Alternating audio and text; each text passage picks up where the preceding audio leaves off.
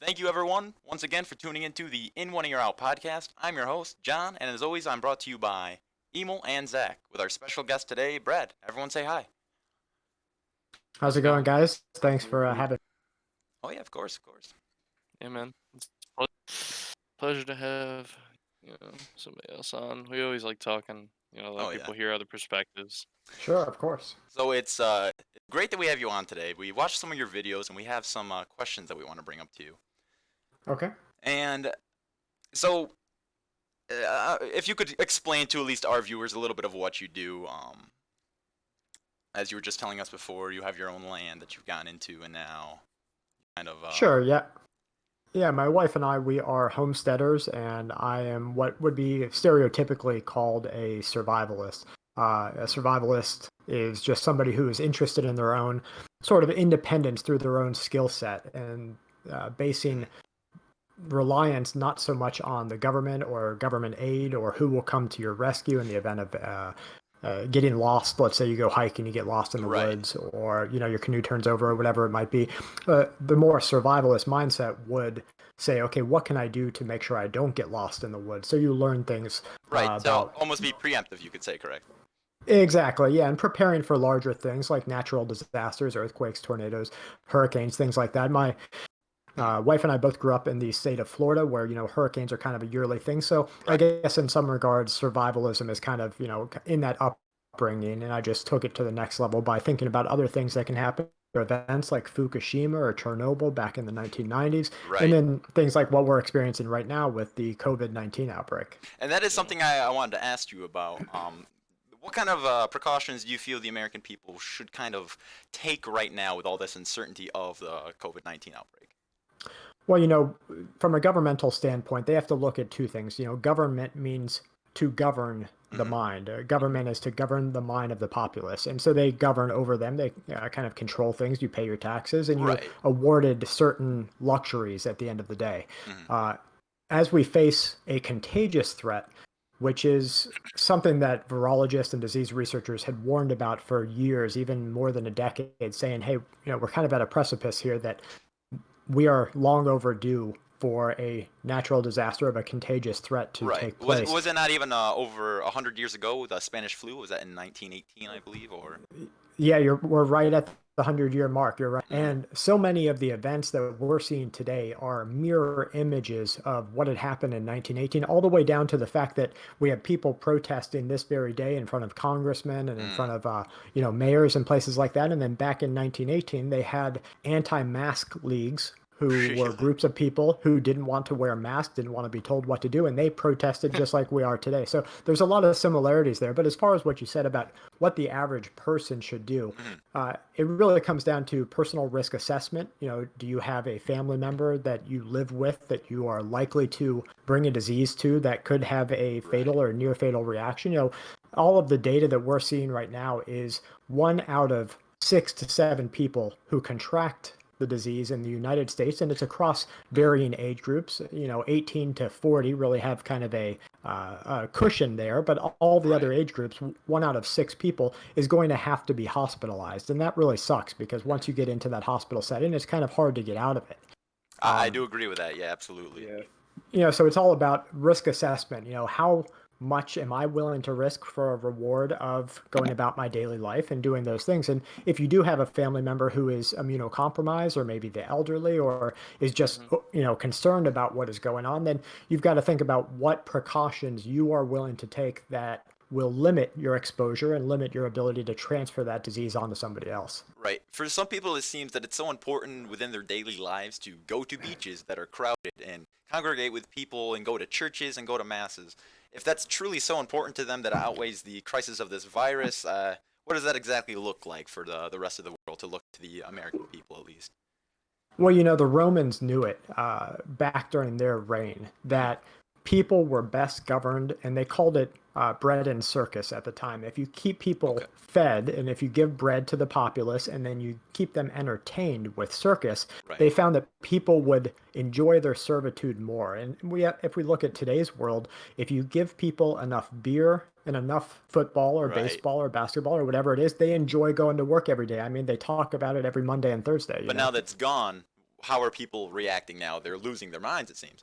Exactly. There's a huge mental deficit that takes place when they are not given that bread and circus routine. So now their entire life stopped and they don't know what really to do with themselves. And I'm sure you guys know some people who just can't be at peace with Oh yeah, themselves and just just can't. can't be quiet without going Yeah, crazy. absolutely. Definitely. Right. And I do want to talk a bit about the your stance on kind of the a general government setting.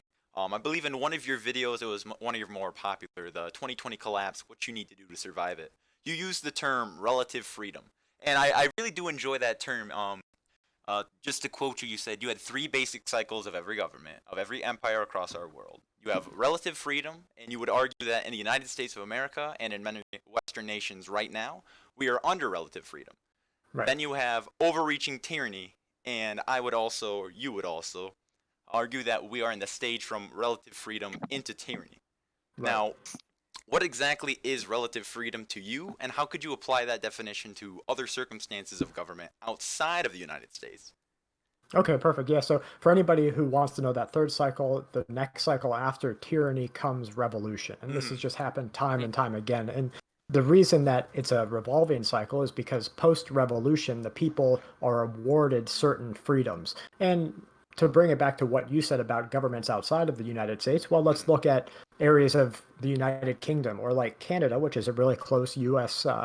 Neighborhood there. Right. They just outlawed AR-15s. They just outlawed That what is would be true. commonly termed assault rifles. Oh, But here we still have that relative freedom that can go away literally at any moment. Anybody who says that we live in a free society and I'm a free individual, all you have to ask them is, well, what happens if you have your completely paid off house and you stop paying your taxes to the government for it? No matter what you've done, Getting if your you don't house pay taken. those taxes, they come and take your house away. So that's not exactly freedom. Hmm. Uh, So and in the same regard, I can't carry. I'm a Second Amendment advocate. I that enjoy is the Second fantastic. Amendment. Yeah, I think that That's you great. have to be able to defend yourself with the same tools that your enemy will use against you. Absolutely. But in that regard, I can't carry a firearm into a post office or a courtroom or a school or Hmm. a strip club or anywhere like that because that kind of breaks through that veil that you are free to an extent. You have relative freedom, but there's a lot of things that you can and can't do. And if there you are look at stipulations. exactly Yeah. right, Of and course. and countries outside of the United States, if you look at China, Hmm. for instance, Great example. uh, you know the people there they have the same assumption of freedom Right. and they feel that they are at their own will going along with the suppression in some forms of the government there. Just like here in the U.S., Mhm. you have people saying, "I'm free, I'm carrying the flag around," but they're really doing that at their own will. They're choosing not to see the things that they are pressed against that take away their freedoms. And I feel like that's kind of a common theme that people are as free as they believe themselves to be and as the governing force allows them to be. Yes, we have things Exactly. like the Constitution and we have our Bill of Rights that says that we have these individual freedoms, but nothing is truly stopping any other force from imposing onto that and making them basically not a thing for us anymore. Yeah, you're exactly right. And the Constitution is something that has been brought up a lot lately as we deal with the current threat that we're all facing, and that's Mhm. a global pandemic. Right. And the people of the United States say, hey, I have a constitutional right, I have free, but they choose not to look at the Constitution, which reads for the prosperity of everyone. And so it's really by definition, for the greater good of not just you as an individual, but every single member of your family and all of your generations from here into the future. And Mhm. whatever the greater good is what the law will push towards. Right. And So something that I had kept in mind is that even though there are people going out and it seems like they're protesting a virus, which is benign as I could make an example for, if people like that did not exist to say, well, I have the First Amendment that says I have the right to assemble. If people like that were not so against the grain on that, then the majority of the freedoms that we enjoy in the United States would not be there still. I'm so glad right. for the sake of people being that gung ho about our Constitution, they are willing to do that because that means I don't have Exactly. to. Yeah, Because the exactly. people need to do that in order for tyranny to follow. It follows through just like that without the people aware. So the more proactive people are when it comes to those sort of issues, the better it is for the people in actually voicing what's actually truthfully going on and what can actually be stopped or what Right. can be, Yeah, it's like a the- checks and balances to keep Right. the exactly. government in check. But Okay. unfortunately, there is so much media propaganda, all the way Oh, down oh, to absolutely. movies and television. They run propaganda agendas and things like that. Oh, absolutely. Uh, so there's so much propaganda that the misinformation drives the populace. So right now, the propaganda, and propaganda goes both ways. Us talking here, it could be construed as propaganda. That's Also, absolutely the true. the other side of the coin could be construed as propaganda. Mm. Um, right now, you have figureheads like Alex Jones or some of the Oh. governors of different states, different media organizations who are Mhm. saying get out there and tear down this legislation, tear down, the Democrats or tear down the Republicans. And they do this all the time. And it Right. lets a lot of things slip through the gap. Like, pre 2011, Mhm. excuse me, pre 9/11, Oh, okay. Yeah. we had a lot more relative freedom than we have today. Oh, yeah. And Absolutely. they took Oh a lot yeah. of that away. And then Snowden came out and he showed us that through technology, they're taking and eroding even more freedom. Right. So, The loss of privacy and things like Yeah. it, that. exactly. So we're just inching that much closer toward uh, But that next how stage. is that justified? How is the loss of these things to the American people justified in the government's eyes? How do they explain it to us where they're like, Well, "Oh, this is okay. This is happening, so this is okay." I feel like Well, most of the time it's during crisis. No. yeah, Yeah, I would agree. Yeah. yeah. People generally have two modes of thinking, and that's fear and then hope for gain. So you have Ah, fear okay. of loss. Right. The fear of Mhm. loss is that the terrorists Yeah. are going to get us all. Mhm. Uh, you know, uh, they're going to steal all your bank account money. All of these different things. And Right. then the hope for gain is that, well, if we allow these things to happen, the terrorists won't kill everybody on the world. Right. So, under that false guise, under that veil, they say you're going to be safer if you let us do these things. And people generally, they go, okay, well, as long as I still have my beer and football, I'm going to be okay with it. Exactly. And that Yeah. comes in now to my next question is the style of governing, or sorry, the style of our government seems that it's becoming a more authoritarian. It's reaching a little too far, if you would, especially after this current crisis. I feel like a lot of our rights are going to slowly and silently be stripped away from us. Yeah, I feel that the individual should be less governed until Mhm. their actions have a chance to harm another individual. Hmm. And what I mean by Yeah. that is, under, excuse me, I knocked the mic down, You're good. uh, under our representation of freedom, you and I should be allowed to drink and drive, right? Because That there's nothing that's I've saying heard that that we're example definitely, before, and that's a very sound argument. yeah, there's nothing saying I'm going to kill somebody just if I drink and drive. So why are you stopping me from doing something you can't prove is going to harm another person? Exactly. Yeah. Yeah. It's the same as that any law that is made is not going after the people that are breaking the law. It's hurting Exactly. the people that are going to abide by them. Yeah, exactly right. So, under that same kind of thought process, we have to look at every crisis that we are facing as a nation. And one of the largest crises that we are facing right now, of course, is economic. Hmm. There was the Federal Reserve came out today and they said that the economic fallout from what we're experiencing right now, and don't forget that pre-COVID, pre this disease outbreak, the Right. economy was completely screwed. It was a pay-to-play game. Oh Uh, yes. if you Mhm. had money, you could make more money. If you didn't have enough money, well, you weren't really going to make any to begin with. Some people give the So, example. They think, well, the stock market's doing so great, the economy should be doing great. That's not. yeah, That's not. The people that have money are in the stock market. The people that don't are Yeah. not contributing to the economy. It's almost like "Oh, I'm glad they're doing so great." You know? It's like kind of exactly. that.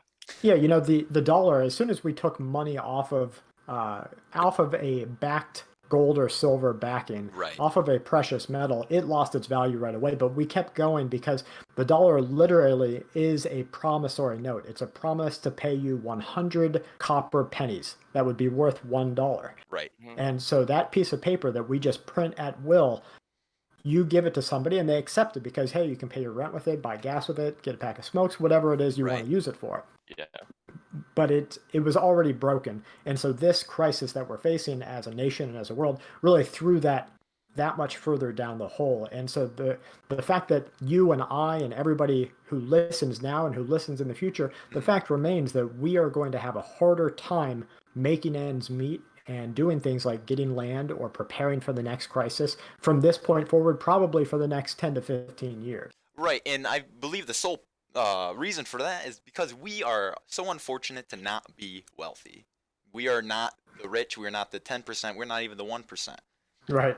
So this is the question I meant to raise, but how close do you believe the United States is to a class revolution of the have-nots finally going after the haves? Well, I think we're pretty close there. You know, the haves do all that they can to disguise that they have. Right. And so they don't, a lot of times they don't flaunt it. You know, we have a culture of people who look up to people who flaunt it. And those are people like, Mhm. media figures, Yeah. the hottest singer, the best movie star, this and that. But when their constant generation of revenue goes away, their entire economy goes away as an individual. So that's why you don't hear about the people who were great 10 years ago. Well, they kind of fell off the face of the earth. Right. Um, Okay. I see what you're saying. Just because of how it's shifted over exactly X right. amount of So years. Yeah. so I think we're pretty near. I think actually we're more near a physical revolution than we are a class revolution, simply because as long as the government does everything they can to keep giving people beer and football, bread and circus, they're Right. going to keep being in line and they will even work. I mean, let's face it, when your grandparents or your parents grew up, they didn't have to grow up, or excuse me, when they fell in love and got married and this and that, Yeah. they didn't have to do so with a two-person working household. One person could go work and they could make ends Exactly. meet. You know, now two people have to work two and a half It's jobs ideal. just to Yeah. do it. Yeah. When Yeah. my grandfather was going into college, he said he took one gap year, which was pretty common back in the day. He took a Right. gap year and he worked, and he made enough money in that last year to pay for his next 2 years of college, which his tuition in total was $8,000. Yeah. That Right. is And Yeah, unheard it's of. today Semesters sometimes are not even $8,000. today tuition's ridiculous. Yeah. Like yeah, I pay $8,000 maybe for half a year.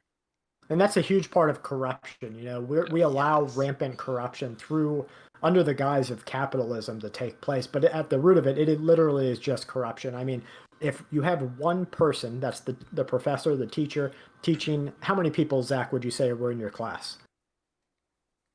For like lecture halls. I'm sorry. What? Oh, I would say he teaches about 13. I would say I have 13 Okay, people. so He one goes person. to, yeah. Yeah, I go Yeah. to a trade school. Okay, so those are generally less expensive than if you went Mhm. to a college for a degree you would never use. Exactly. Exactly.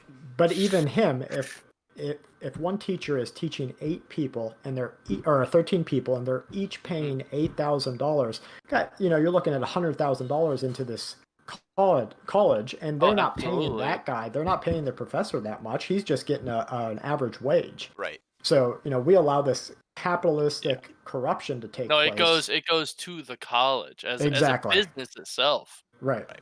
That's the thing now. These Yeah. institutions exist Yeah. to make the people on top more money. I believe that in the past 3 months. Off of other people going to these places to better themselves or to get themselves to make more money. Right. These people, these higher ups, these 10%, these 1% are benefiting off of that. They're getting See, money off it, of it that, never off of made those sense people. for me because it seemed that if you wanted to go to school, you're going to borrow all of this money, and then you're Yeah, going to get right. a job to pay back all of that money in maybe 40 years.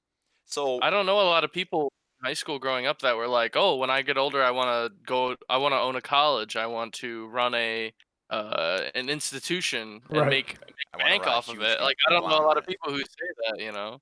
Exactly. Well, those would have been the So, smartest kids in your class, honestly. yeah. yeah, definitely. So, because, yes, I believe as well that we are basically at the brink of revolution, it seems like, for this country. It's been talked about an exedium for so long. I believe that this crisis is really going to be the pinnacle of the revolution to be taking place. I believe Zach had a question for this about the precautions for the American people. I asked. Okay, so I had a few questions. How close do you believe the United States is to a physical revolution, not I th- just a class revolution? Yeah. yeah, I think Go it's ahead. going to have to be driven by a catalyst. So, we have to gauge, and I did a lot of sentiment analysis. I'm a Mhm. programmer by trade also. I work in the Python programming language, and I do sentiment analysis. So I'll take social media, and I wrote an algorithm that will go out and then find that sentiment and try to build it into a dictionary that I can see and then makes sense to me. It's human friendly, that I can see, okay, well, what are the people's sentiment about this? Are they Oh mad? wow. Are they angry? Are they upset? And I can drive it down into kind of a narrowed down subset of So you can see what kind of instigated that. language. Yeah. Exactly. So, I keep a close eye on sentiment analysis, and I do see that, as we get closer to a physical revolution or at least physical unrest throughout the population, Mhm. the sentiment has started to change, and the people are uh, grouping together against one particular enemy as they see it. And just to bring that down to kind of a common thing to look at, let's look Right. at the Me Too movement.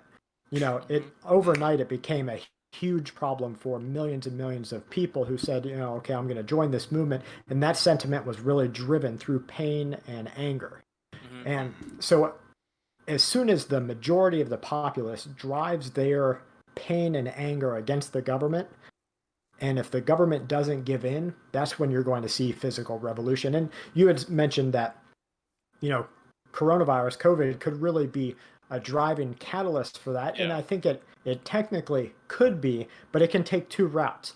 If Okay. worst comes to worst, based on all of the literature, and I don't believe the governments. Who I believe is the nurses and doctors and virologists who are actually independent of Right. governments The and government has doing the nothing to do with how people are actually being treated in hospitals or how people are really being Yeah. exactly. facilitated to be healthy They again. simply write the checks and Exactly. And so the information that I'm seeing from the virologists, the disease researchers, the independent nurses, the independent doctors, they're all kind of speaking the same tune that, if left unchecked, or even just by allowing the disease progression to take place against an entire populace, Right. you are going to be looking at, even in the United States, a minimum of 200,000 and a maximum of around 2.2 million deaths just in the USA.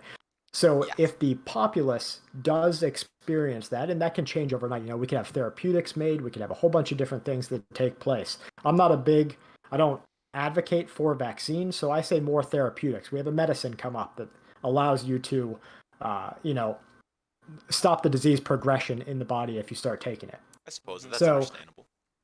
yeah, and so if these therapeutics aren't created and this disease continues on the path that it is, at least statistically, if people experience that much pain and that much death, that means that one person, you and I and Zach and everybody here and everybody listening, Mhm. everybody will know somebody who would have died, and that would really suck. And It's so, funny you Yeah. say that That would because that would definitely put a, Yeah. a strain on the mindset of the American people, and, and they would and say they would yeah, they're going direct to it get towards the pissed. government. Yeah. Yeah, they're Yeah, going to say, why absolutely. didn't you stop this sooner? Why didn't you stop this from Mhm. I happening? believe And that so, ball is already rolling to the point now where just updated today, there's been over 70,000 American deaths. To put that number to Wow. perspective, since World War II, there has not been a bloodier war for America. No, even since Vietnam or Korea, there has not been 70,000 deaths to a war since 1945. and not just that, 30 days ago, there were 90 deaths in the USA. 30 days ago In from 30 today, days. there were 90 deaths, and now we're at 70,000. So, as we look at the progression of that, it becomes a real problem from a governmental standpoint, and that's why they're pushing for certain directions.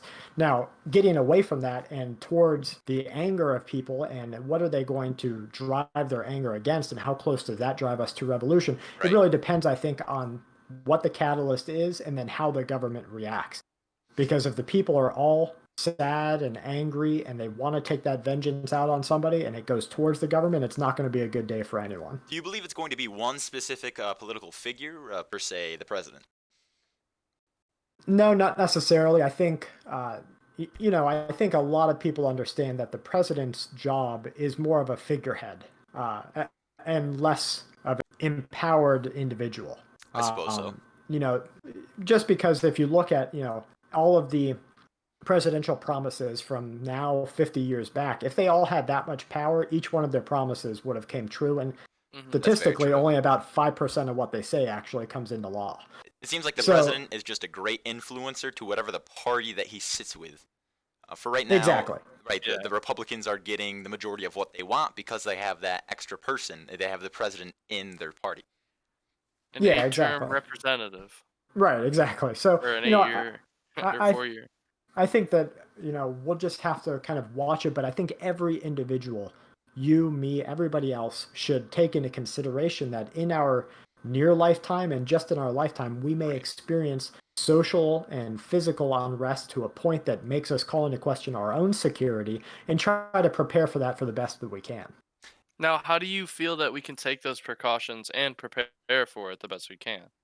Well, I think a lot of that is really why I do what I do and trying to help other people Mhm. start their own path towards preparedness. And at the beginning of the show, we talked about that it's kind of looking at all the possibles of what could happen and doing the best that we can. And I kind of, It's like the motto: you can never be over prepared.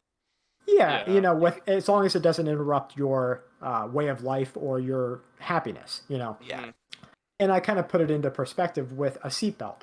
Nobody puts on a seatbelt because they know they're going to get into an accident that day. They Right. put on a seatbelt because they might, and if they do, it has a good chance of helping them. That's the same reason I carry a firearm. That's the same reason I advocate for it, because I don't know that somebody's out there going to harm my family today, But you won't but wait they until it might. happens. I also got a Exactly. good question. Okay, go ahead. I'm also a pro Second Amendment. So with the rising concern on gun control in the USA, how would you address that? Like, we're would you say that we're coming closer to the ban of assault weapons because a lot of states already banned high capacity magazines such as 30 rounds Right. or even higher? I would say we are, within our lifetimes, we will see a push for that. And I would even go further as to say within the next 20 years, we will see a huge push for a complete ban against Mhm. anything besides hunting weapons. Right. So, you'll Right. get your single pump or your single shot or your pump shotguns, they'll let that. But all of that is just a further encroachment to take away your ability to defend yourself. And that brings us that much closer to that next stage, which is violent revolution after supposed Yeah. freedom. Right.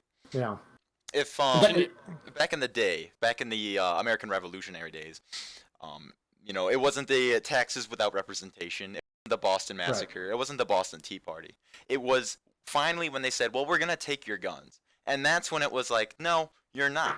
And that's when finally the flick switched, or the switch flicked. Sorry, and the yeah, revolution began because that was that, and that will once again seem to be the Because catalyst of what will the instigate this people revolution. perceive that as the government trying to take away their right to protect themselves. I think we're gonna see that in our lifetime. I do and believe so. a lot of what we see today in popular media, like the people who went into the government buildings with their AR-15 slung over their shoulder, and they Mhm. really, stood in there armed and demanded certain uh, bylaws and demanded certain abilities Right. be Well, they were retracted from the expressing government. their rights. Exactly, but I also see the potential danger with that. So let's just say, Mhm. and just walk with me down this possible path. Sure, let's take it. Uh, the government as a whole wants a less armed populace. Would you say yes or no? Oh, absolutely. Yes, And I'm going for either side, Yeah. Republican and Democrats. They want a less armed populace because that's less people to come against them. 100%.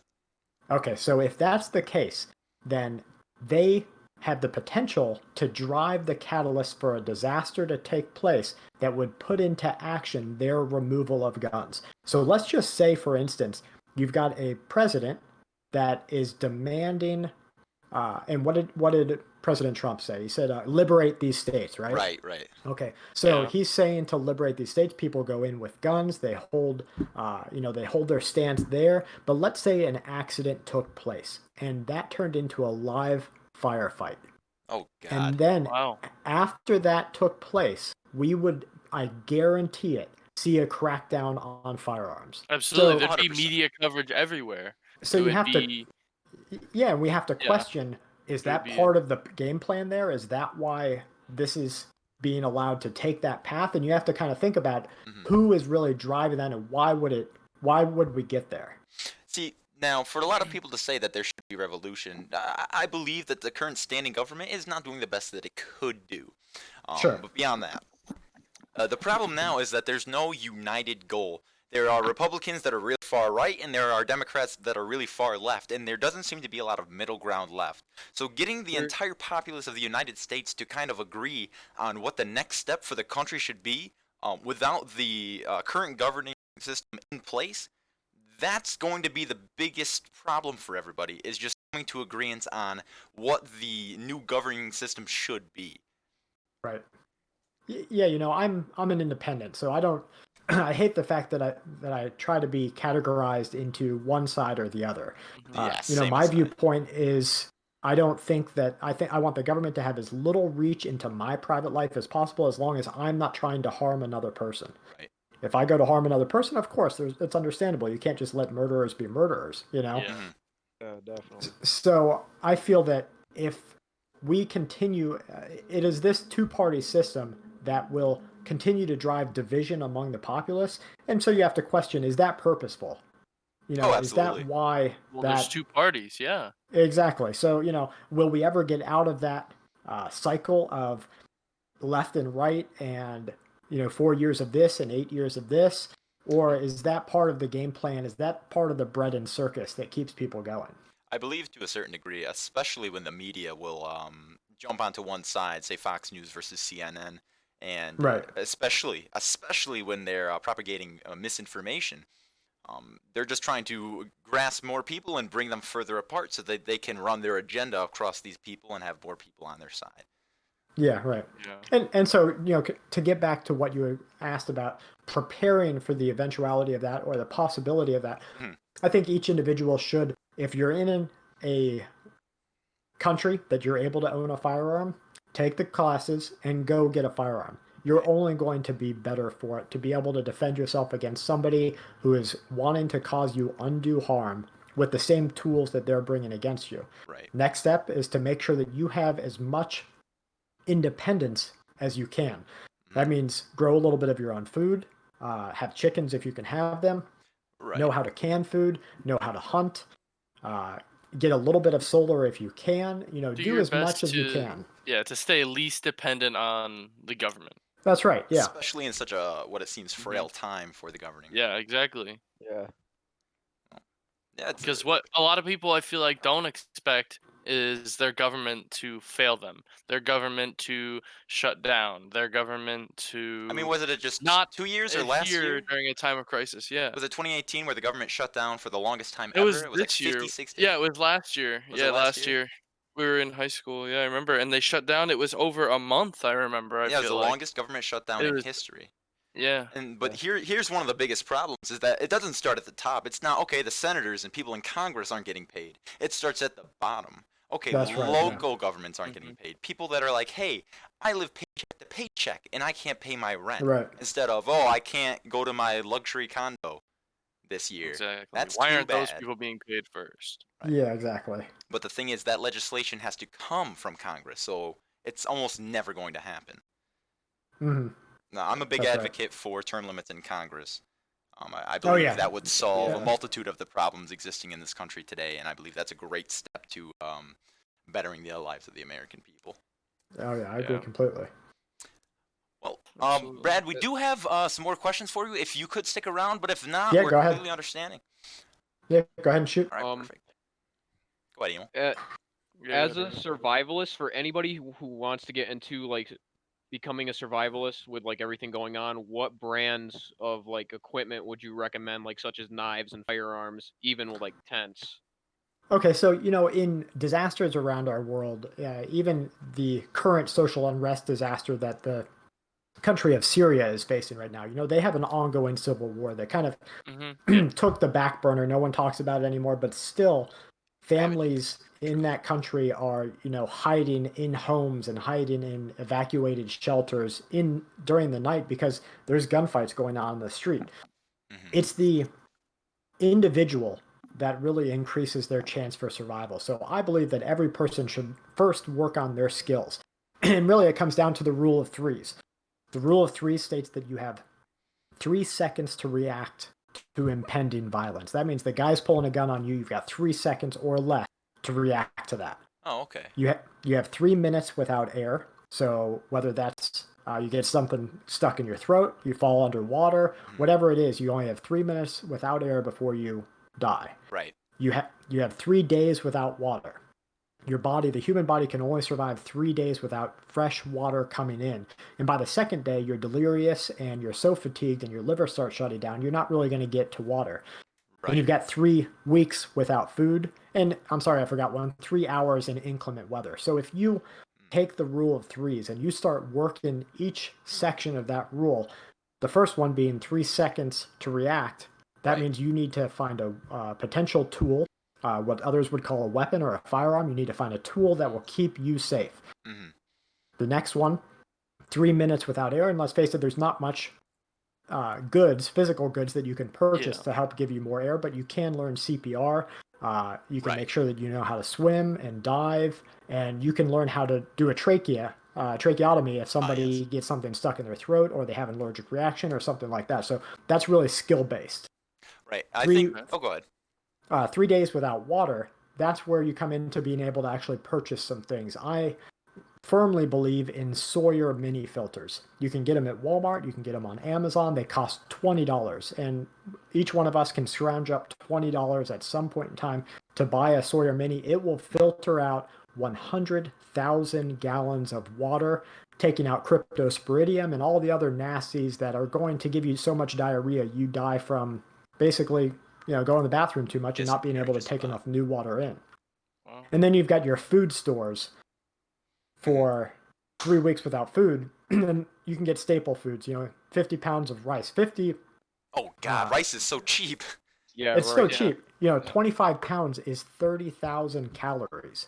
So Wow. if you go buy a $10 25-pound bag of rice, you've got one person's 1 month worth of food, and all you have to do is add in a little canned tomatoes or canned meat or canned something to it to make it more palatable and nutrient rich. Right. For like shelters and things like that, I'm not a big brand advocate. I think you just get what you can and make do with it. Well, I really do like that rule of three. I think it's important because a lot of people, maybe even in today's society, don't have a lot of personal aspects of themselves that can help them outside of relying on their phone or the internet or others or police. A sense of authority, things like that. Right. Most people today, if they got into some altercation, their first response would be to call the police or to run away. But you're not always left with those situations. You can't always do Those that. aren't always your options. Yeah. Right. I've seen that change a little bit, and I really thank Notch for making that change through Minecraft. It really got a new generation thinking about that immediate need. You need to keep yourself safe. You need to find some food. You need to Shelter. get is exactly. You got to important. build a shelter. And Yeah. I even saw, I played Minecraft when it first came out, and saw an immediate generational shift of people who started going, okay, well, that brought some reality to the things that I need to Kinda think like about for myself. Yeah, like what can you actually live off of? Exactly, right. Right. Um, Go ahead.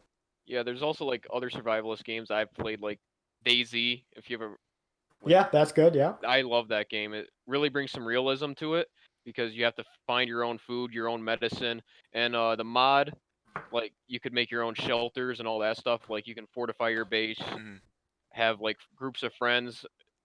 I think just that people that have played video games, I believe there is a true advantage over not have played video games, just because there's so much Absolutely. media, there's so much information that you're lacking. I feel like it's a realization after you complete a video game or after you play through it, after you become used to it. There's a realization that comes in place within yourself that gets transferred into the real world from the virtual world.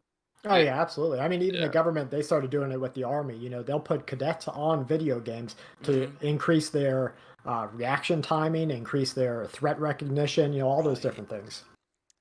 I think that's absolutely fantastic. Yeah. That, It also think helps Free advocate for video games. Yeah. Yeah, I'm a strong advocate for video games as well. Well, absolutely fantastic. I believe. So in short, if you were looking for like a list of what people need to go out and start getting, Mhm.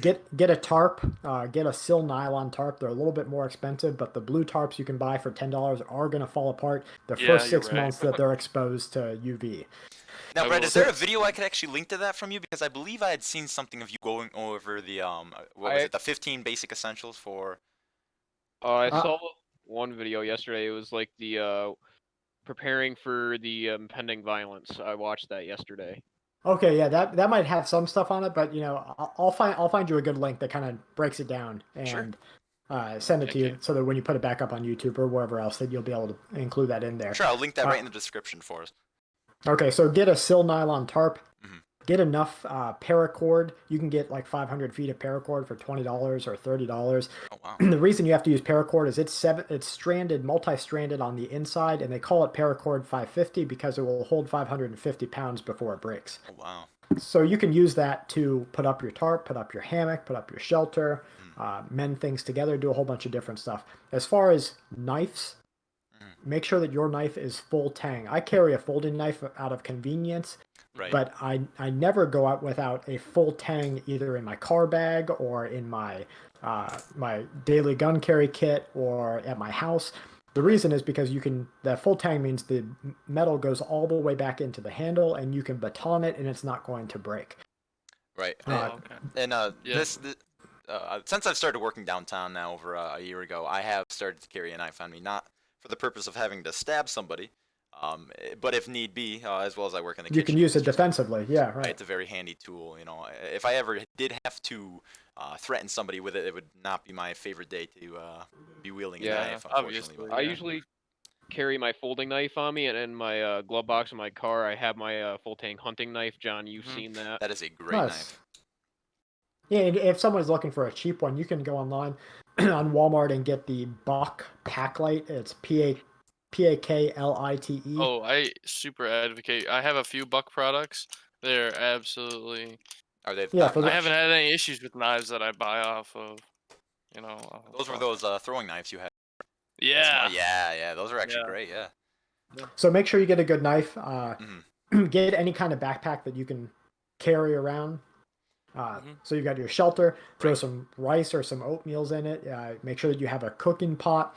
But it really doesn't matter if you have a great titanium $150 cooking pot or you got a dollar store one, because at the end of the day, you're not looking to Yeah. If it heats up stay and it's out. containing what you're putting in it. Exactly. Make sure you have first aid covered Mhm. with anything that you need. Make sure you throw in some aspirin and things like that. Neosporin. Benadryl, yeah, Neosporin. I really like that liquid skin, those liquid band-aids. Oh, yeah, Oh Evil, yeah, I uh, use that a yeah. lot. Yeah, Evil loves that. Yeah, Oh, it so burns, but it does the job. exactly.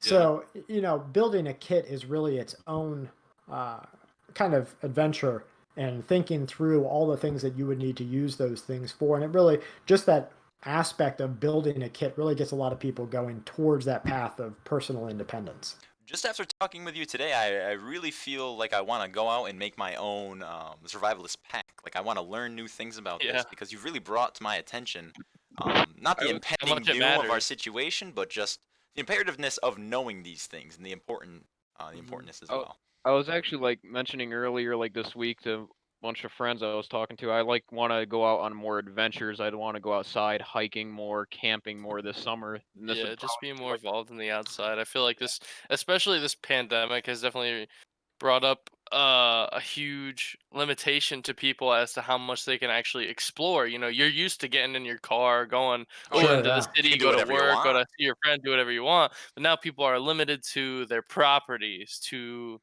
the nature that surrounds their homes. Yeah. And it's become more of a A problem, I what's to say, suppose. a problem, but I guess I would say a realization of Yeah, survival. What's important, I guess, What's important, yeah, or I what's guess. essential, you could say. Hmm.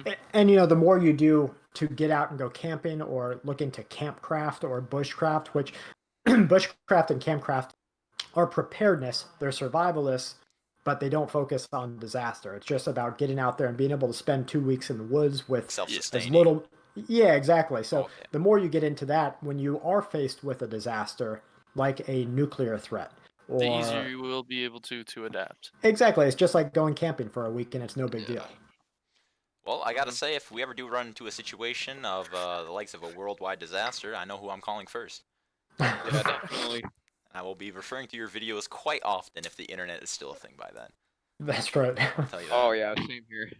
Now, I kind of wanted to switch up the conversation a little bit from a less of a survival standpoint to Okay. more of a recording and YouTube based one. What Oh, kind yeah. of equipment do you use for your like video and mic setups? So, that's kind of funny because the most popular video I've ever made, the Mhm. one that got like, I don't know, 1.5 million views or 2 million views, I had to take it down because YouTube made some switches on, Oh. what you could say and not say without being labeled Oh, as, right. I get what you're saying. different wow. different negative categories. Like Yeah. I can't find the word for it. Like they censor your video or like take the ads off it. Or like Monetized, maybe? Demonetize. Yes, that's the Demonetized, word. yeah. Yeah, and they actually, if you are, it was during the Las Vegas shooting. You remember that, right? Oh, yes. Yeah.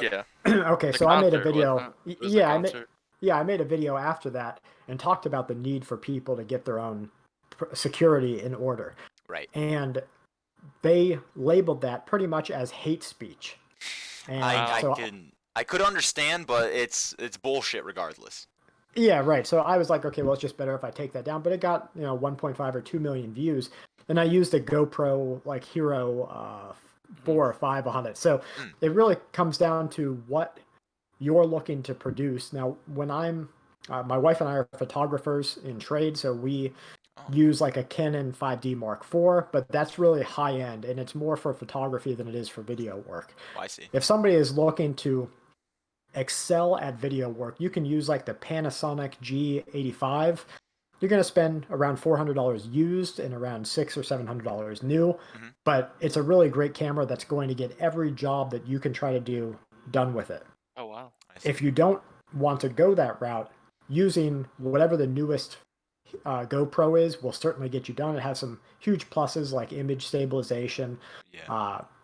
high resolution, You can throw pretty it off decent. a cliff. Yeah, you can throw it around, Right. but make sure that Yeah. you have separate audio no matter what you do. Oh, really? Absolutely. All in-camera audio is junk, no matter whether you're paying $2,000 or $6,000 for Yeah. your camera. It's all junk. I get you. So what is your mic quality then? What do you use? I use an Audio Technica yes. shotgun mic, and I plug that into like a Zoom H4n. But more often than not, I'm just throwing a lav mic on my cell phone and putting my cell phone in my back pocket and using the recording app on the phone. Oh, really? They've made really great strides. So if you get a decent lav mic, and I say decent, but you're only going to spend $30 or $40, it's not out of the realm of possibility. Oh, yeah. Just plug it into your phone, and your phone does a real good job of noise cancellation and a couple of other things pre-edit, and that'll get the job I'm sorry, done. do you have an iPhone? No, I have a Google Pixel. Okay. So it so pretty much should be universal, like. Pretty audio universal. sound. If you don't want to use your phone, use something like a Tascam DR05. They're around $60 or $70. Then you have an independent mic that will allow you to both just hold it up and it has mics on it, or you can plug a lav mic into it. Wow. Interesting. So here I am thinking that we need like the whole kit and caboodle for spending $160 for mics and all that, and we're not even putting much video up for us. Mhm. Yeah. Expensive isn't always better. Right. Oh, No, yeah, that's absolutely. that's true, and audio is really 70% of the game. So if you have the most crisp, clean, beautiful video and everybody looks great and stellar, but the audio really sucks, no one's going to watch it. Oh, I see. On the other side, if you have great audio but you're shooting with a a generation GoPro from 3 generations ago, people will still watch it. They might not like it as much, but they're going to keep watching it. It won't be as noticeable as an audio issue. Yeah, exactly.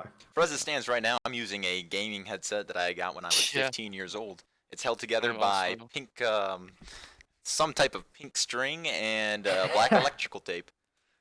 If I sound so crisp and clean, then that might be That's why. why. That might be why.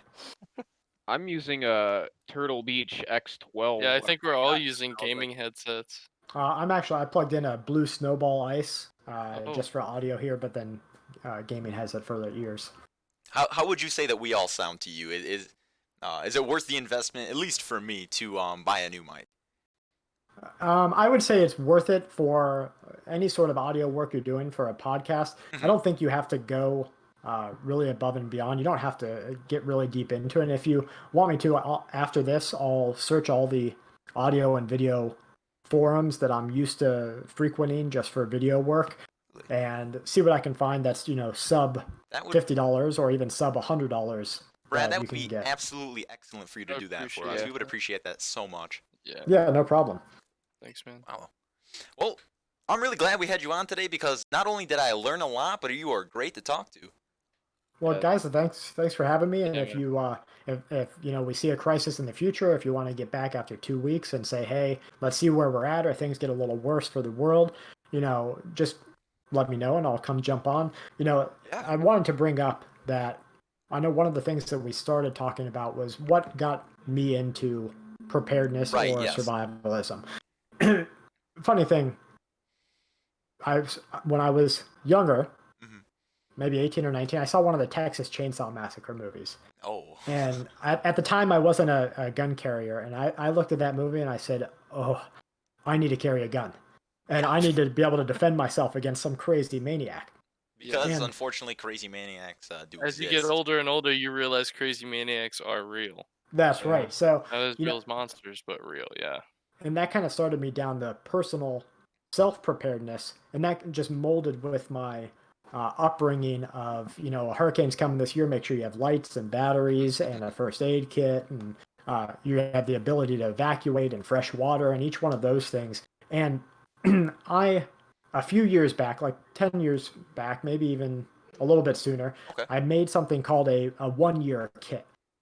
So that Oh. 1 year kit was toothpaste, soap, toothbrushes, aspirin, Advil, all the things that we overlook every day because we can just go to the store and buy it. Right. But Anything that that's a if you, convenience, you'd say. yeah, but if I didn't have the ability to go buy it, what would I still want to kind of keep normal throughout that time period? Yeah. And so I made this kit out of all those things, over the counter medication, toothpaste, deodorant, soap, a couple of extra pairs of, clothes and shirts, another pair of shoes. And I fell on really hard personal economic times a couple of years after making that kit. And that really bridged that gap for me. And I was able to kind of get through without saying, oh my gosh, I don't even have enough money to go buy toothpaste. Right. Imagine how much that would suck if you just couldn't go buy toothpaste or deodorant. Yeah, really. Well, the Yeah. great toilet paper shortage of our life. Yeah, that shows a lot of people today, that those Right. things that we overlook are important. And Yep.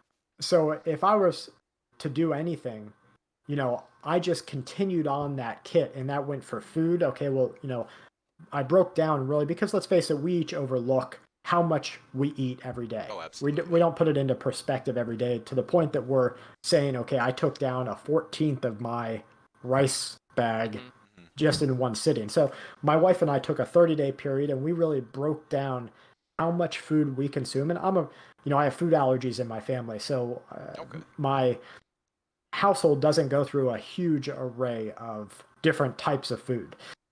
We eat pretty standard things over and over again, and my wife cooks literally everything down from the dough she makes bread and pizza with to grinds her own flour for the That's oatmeal fantastic, from cookies and scratch. the whole deal. Yeah.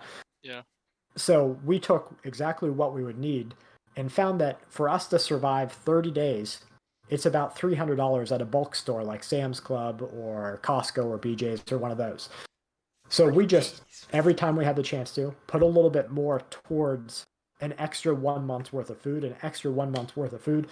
And so when this whole crisis broke out and people weren't able to go to the stores or, you still can't find a lot of things that you might be used to at a store today, or you got to stand in line to get your 1 can of food or 3 packs of meat or Oh, whatever I it can't is. tell you how long it took my mom to find medium grain rice. Yeah, exactly. So Yeah. I haven't had to go to the grocery store for the last 2.5 months. Yeah. And That is something to be envious of. Yeah, so I haven't even had to think about that, you know. And if I use something, I'll look online, and if I can see a replacement, I'll get that replacement. But I'll tell you what, Mhm. it's really hard to see. Like, you know, I can barely find canned chicken or canned stewed tomatoes or even canned corn online. It's just Right. Really? non-existent. Yeah, at least in my area, which right Wow. now I'm in near Tampa, Florida. So there's a lot of people here. Are you That now? I know you haven't been grocery shopping these past few months during this pandemic, but have you? Is there access to a grocery store near you? there is, it's essential, of course. So you know, if you have to go to the grocery store, you Yeah. can. Right. But you know, my father, even though I told you earlier that you know I grew up in this semi-preparedness household, Right. because generations got away from that single working pay off your house household. My father is in his 70s and he is guys still working 40 hours a week just to pay a mortgage on a house he probably won't pay Goodness. off until he dies. And so as this is happening, and he's a high risk demographic because he's older, he's a smoker, he's overweight, he drinks too much alcohol, the whole deal, Right. he should not be out there.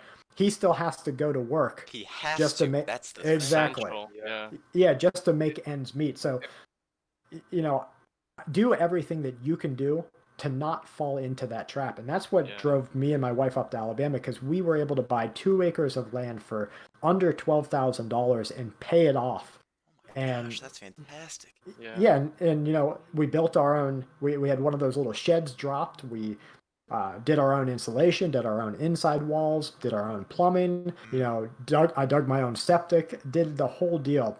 Wow. Just don't fall into that trap where you've got to be working your whole life just to To be make ends happy. meet. Yeah, Yeah. exactly. I like to say it's live, or it's not live to work, it's work to live. Exactly, right. And I But too feel many like, people do the opposite. right, I feel like Yeah. Americans fall into It's a work to trap. live to work, not work to Yeah. live yeah. often. But I Yeah, feel like right. that's because our society is kind of cultured like that, where, Yeah, I mean, let's That's what's face it. become the norm. You know, a family has a husband and wife or a girlfriend, boyfriend, whatever has a kid, right? right, Well, it used to be that they had that kid and they would parent that child until 5 or 7 years old, and then mhm, maybe even older. And then when they could no longer school them at home, they would send them off to a public or a private school. right, Now you have a kid; they can start going to daycare at 8 weeks old. Imagine being an 8 week old baby and away you're from getting your sent off parent. to daycare. Yeah, that's crazy. Yeah. Huh, And we're in this that's whole quite right. cycle of you have a baby, you send them to daycare, then they go to school, and then after school they go to college, you kick them out of the house, and you never see them again. And that's really a pretty junky cycle for a Yeah. society to be in. Oh, You know, I and at the end of the absolutely day, agree. what does the kid get? They get $40,000 worth of college debt and not a good relationship with their parents. They don't really know what to do, and the chances are they're not even going to be able to go work and perform the skill that they were taught in college. You know, it's like 50% of all And college that's graduates don't even do it. Yeah, now it seems like how nowadays that parents, parents are telling you, "Oh, you're gonna grow up and you're gonna get a good job." They're not telling you, "Oh, you're gonna grow up and buy 2 acres of land for a good deal and build a house and work Right, on yeah. these things that are essential. You're gonna go get a good job." And Right, that's for the what I rest feel of your like the life. illusion is for a lot of right, Americans, a lot of right. upcoming youth. You go to school, you get the degree, you use that degree, and you Hmm. get a job, and you use that job the rest of your life to pay off your bills. It's not Yeah, like and it that became anymore. like, you know, it Yeah, becomes this kind of slavery or servant uh Yes. trap where people are absolutely. like, "Hey, I've worked here at Walmart for the last 10 years." And I'm like, "Is that really something to be proud of?" Unfortunately, Yeah. some You people, that's all they see themselves past. you rarely see people today working for themselves. Yeah, exactly. Hmm. Hmm. And you know, that's another thing that just having those skill sets, like even you know, going to a trade school like Zach, Yeah. he doesn't want to always be working under somebody. You know, eventually he'll want to Absolutely. do Oh, it himself yeah. or do it as a side gig or whatever, you Hmm. know. Hmm. Um, Yeah. just to give an example, when I used to work at a Panera Bread, there was a girl who was a position higher than me. She made about $1.25 more than me. She had Hmm. 2 master's degrees. She was 26 years old, and she was making $1.25 more than me, and she was out of school for 2 years now. Isn't that crazy? I could not allow myself to do that. I don't know what I would do if I was in her situation. Yeah, I don't either. Yeah. It But you wasn't. know, a lot of that comes down to you're only worth as much as you let other people make you worth.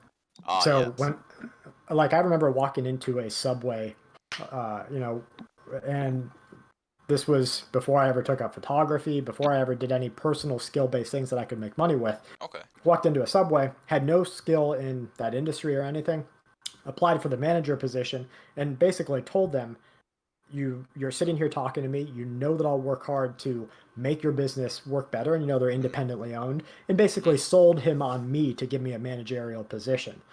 And that's what you have to do until you can, like you said, do something for yourself where you're controlling your own income. Right. I absolutely agree with that. I do like what you said, that you kind of have to let people almost determine your worth, but you're selling yourself to them. Exactly, right. Yeah. I think that's a great little model there. Well, crazy. It took us just about to the whole hour point here. It's just about 9:30 now. Sorry if I took up all the time. I appreciate you guys having me on. This No, was the that's most what we ideal wanted, scenario dude. we That's could have what we wanted. ran into Yeah. today. Yeah, Brad, I have to thank you once again for coming in and just sharing some time with us. Let us run your ear on some things. I feel like we had a great discussion today. Yeah, man. It was great hearing your Definitely. perspectives, hearing you talk. It was very interesting. Thank you for coming on. Yeah, thank you guys so much. And thank you everybody listening. Yep, of course. Yep. Well, this is Absolutely. just about going to do it for us today. Thank you, everybody who's tuned in today to watch our podcast. You will find the link for Brad's channel in our description today. And you can find us on YouTube after this at In One Ear Out. But as for today, I appreciate everyone's viewership and patronage. And take care from here. Have a good day. Stay safe. Stay safe, Stay stay safe, healthy, or stay informed.